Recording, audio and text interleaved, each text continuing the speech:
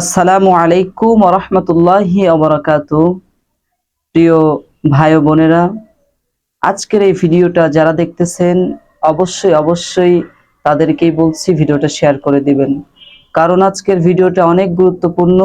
আজকে এমন একটা দুরূদ নিয়ে কথা বলবো যে দুরূদটা যদি কেউ শুক্রবার জুমার দিন আসরের নামাজের পরে একই জায়গায় বসে ৮০ বার পড়ে, আল্লাহ তাআলা তাহলে ৮০ বার পড়ার কারণে আল্লাহ তাআলা তাকে ৮০ বছরের গুনাহ মাফ করে দিবেন।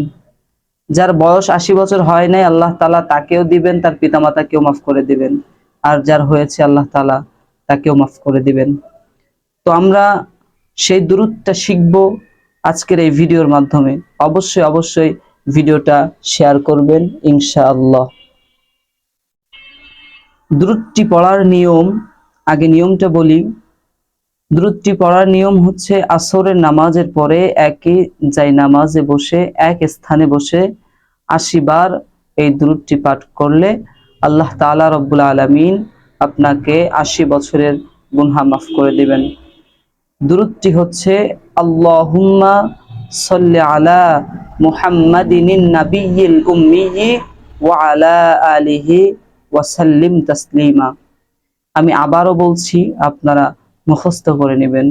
অনেক গুরুত্বপূর্ণ একটি আমল, অনেক গুরুত্বপূর্ণ একটি দুরূদ। আল্লাহুম্মা সাল্লি আলা মুহাম্মাদিনিন নাবিয়্যিল উম্মিয়্যি ওয়া আলা আলিহি ওয়া সাল্লিম তাসলিমা। এই দুরূদটি যদি কেউ জুমার দিন আসরের নামাজের পরে ৮০ বার পাঠ করে, আল্লাহ তাআলা তার ৮০ বছরের গুনাহ মাফ করে দিবেন। সুবহানাল্লাহ, সুবহানাল্লাহ।